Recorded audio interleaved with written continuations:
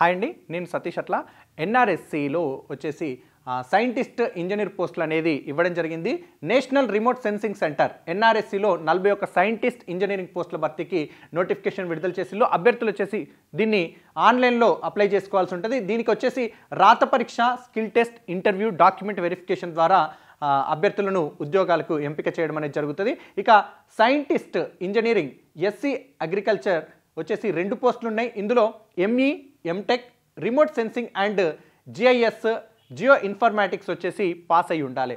ఇక ఫార్మస్ట్రీ, దీనికి సంబంధించి ఫారెస్ట్రీ ఎకానమీ వచ్చేసి 4, ఎంఎస్సి బాటనీ లేదా ఫారెస్ట్రీ లేదా తత్సమాన పరీక్ష పాస్ అయిన వారు అయి ఉండాలి. ఇక జియో ఇన్ఫర్మాటిక్స్ వచ్చేసి 7 పోస్టులు ఉన్నాయి. దీంట్లో ఎంఎస్సి జియో ఇన్ఫర్మాటిక్స్ లేదా తత్సమాన కోర్సు పాస్ అయిన వారు అయి ఉండాలి, లేదా ఎంఈ లేదా M Tech remote sensing and GIS, geoinformatics, artificial intelligence and machine learning పూర్తి చేసిన వారు అయి ఉండాలి ఇందులో ఏదన్నా ఒకటి. ఇక జియాలజీకి సంబంధించి 4 పోస్టులు ఉన్నాయి. ఎంఎస్సి జియాలజీ లేదా అప్లైడ్ జియాలజీ తత్సమాన పరీక్ష ఏదైనా ఒకటి పాస్ అయిన వారు అయి ఉండాలి. ఇక జియో ఫిజిక్స్ వచ్చేసి 4 పోస్టులు ఉన్నాయి. ఎంఎస్సి టెక్ జియో ఫిజిక్స్ తత్సమాన కోర్సు ఏదైనా ఒకటి పాస్ అయిన వారు అయి ఉండాలి దీనికి సంబంధించి. ఇక సాయిల్ సైన్స్లో కూడా వచ్చేసి 4 పోస్టులు ఉన్నాయి. వాటికి సంబంధించి చూస్తే MSc soil science and agriculture chemistry లేదా తత్సమాన పరీక్ష ఏదైనా ఒకటి పాస్ అయిన వారై ఉండాలి. అర్బన్ స్టడీస్ వచ్చేసి 3 పోస్టులు ఉన్నాయి. ఎంఈ లేదా MTech urban planning, regional planning తత్సమాన పరీక్ష పాస్ అయిన వారై ఉండాలి. ఇక వాటర్ రీసోర్సెస్కి సంబంధించి 7 పోస్టులు ఉన్నాయి. ఎంఈ లేదా MTech civil engineering water resources, hydrology, soil and water కన్జర్వేషన్లో లేదా agriculture engineering water resources, hydrology, soil and water కన్జర్వేషన్లో వాటర్ రీసోర్సెస్ ఇంజనీరింగ్ పూర్తి చేసిన వారై ఉండాలి. ఇందులో ఏదైనా ఒక కోర్సు చేసిన వారై ఉండాలి. ఇక దీనికి సంబంధించి మెడికల్ ఆఫీసర్స్ ఎస్సీ విభాగంలో వచ్చేసి 1 పోస్ట్ ఉంది. ఎంబీబీఎస్ 2 ఏళ్ల అనుభవం కూడా కలిగిన వారై ఉండాలి. నర్స్ బి వచ్చేసి 2 పోస్టులు ఉన్నాయి. ఎస్ఎస్సి జనరల్ నర్సింగ్ అండ్ మిడ్వైఫరీలో ఫస్ట్ క్లాస్ డిప్లొమాతో పాటు స్టేట్ నర్సింగ్ కౌన్సిల్లో నమోదు కావాలి. లైబ్రరీ అసిస్టెంట్ ఏ కింద 3 పోస్టులు ఉన్నాయి. ఇందులో వచ్చేసి డిగ్రీ, మాస్టర్స్ డిగ్రీ లైబ్రరీ సైన్స్లో, లైబ్రరీ ఇన్ఫర్మేషన్ సైన్స్ లేదా తత్సమాన పరీక్ష మొదటి శ్రేణిలో అంటే ఫస్ట్ క్లాస్లో పాస్ అయిన వారు అయి ఉండాలి. మెడికల్ ఆఫీసర్ నర్స్ బి కింద వచ్చేసి లైబ్రరీ అసిస్టెంట్ ఏ కింద పోస్టులకు గరిష్ట వయసు వచ్చేసి 35 ఏళ్ళు, మిగతా పోస్టులకు 30 సంవత్సరాలు ఉండాలి. ఇక ప్రత్యేక కేటగిరీలకు చెందిన అభ్యర్థులకు వచ్చేసి ప్రభుత్వ నిబంధనల ప్రకారం వయసులో వాటికి సడలింపు అనేటివి ఉంటాయి. దరఖాస్తు ఫీజు వచ్చేసి 750 రూపాయలు చెల్లించాలి. అన్ని కేటగిరీలకు చెందిన అభ్యర్థులు ఈ రుసుమును చెల్లించాలి.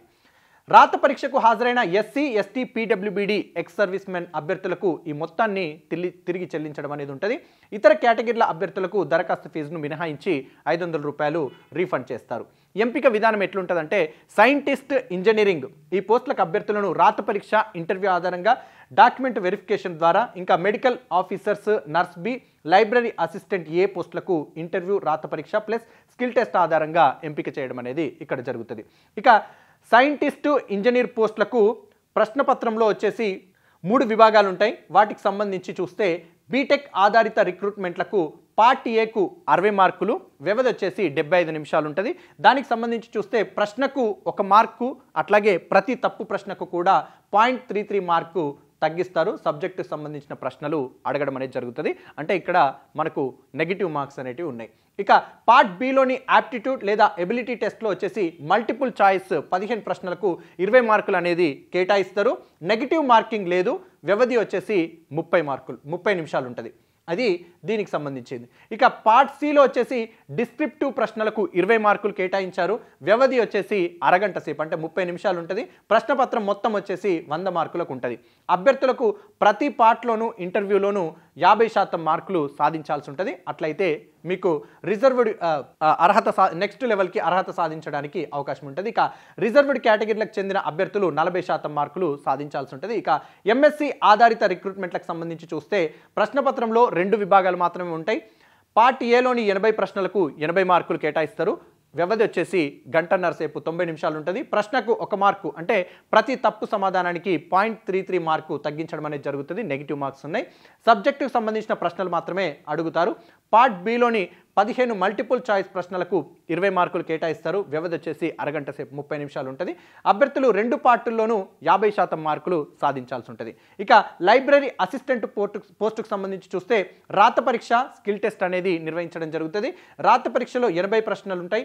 వ్యవధి 90 నిమిషాలు కేటాయిస్తారు. ప్రశ్నకు 1 మార్కు ఉంటుంది. ప్రతి తప్పు సమాధానానికి 0.33 మార్కులు అనేది తగ్గించడం జరుగుతుంది. ఈ పరీక్షలో చూపిన ప్రతిభ ఆధారంగా అభ్యర్థులకు స్కిల్ టెస్ట్కి ఎంపిక చేస్తారు. స్కిల్ టెస్ట్కి 100 మార్కులు ఉంటుంది. ఇది అర్హత పరీక్ష మాత్రమే అనేది గుర్తుపెట్టుకోవాలి. ఇక తెలుగు రాష్ట్రాల్లో హైదరాబాద్లో మాత్రమే రాత పరీక్ష నిర్వహించడం జరుగుతుంది. గమనించాల్సిన అంశాలు చూస్తే ఇవన్నీ కూడా తాత్కాలిక పోస్టులే అయినప్పటికీ పర్మనెంట్ చేసే అవకాశం ఉంటుంది అనేది కూడా ఇక్కడ మీరు గమనించాలి. ఇక రాత పరీక్ష ఇంటర్వ్యూ తేదీలను ఈమెయిల్ ఐడికి పంపించడం అనేది జరుగుతుంది. సో ఖచ్చితంగా మీకు వర్కింగ్లో ఉన్నటువంటి మీరు యూజ్ చేసేటటువంటి రీఛార్జ్ చేయించేటటువంటి మొబైల్ నెంబర్నే అందులో పొందుపరచండి, అంటే ఇవ్వండి. అట్లాగే మీరు ప్రజెంట్ యూజ్ చేస్తున్నటువంటి ఈమెయిల్ ఐడిని మాత్రమే ఇస్తే బాగుంటుంది. సో ఇన్ఫర్మేషన్ అనేది మెయిల్ ఐడికి పంపిస్తారు. ప్రభుత్వ ఉద్యోగం చేస్తున్న అభ్యర్థులు నో అబ్జెక్షన్ సర్టిఫికెట్ను తప్పనిసరిగా సమర్పించాలి. 1 కంటే ఎక్కువ దరఖాస్తులు పంపితే చివరి దాన్ని మాత్రమే పరిగణలోకి తీసుకుంటారు. ఇక దరఖాస్తులకు చివరి తేదీ వచ్చేసి ఫిబ్రవరి 12 వరకు ఉంది. పూర్తి వివరాలకు సంప్రదించాల్సిన వెబ్సైట్ www.nrsc.gov.in లో సంప్రదించండి.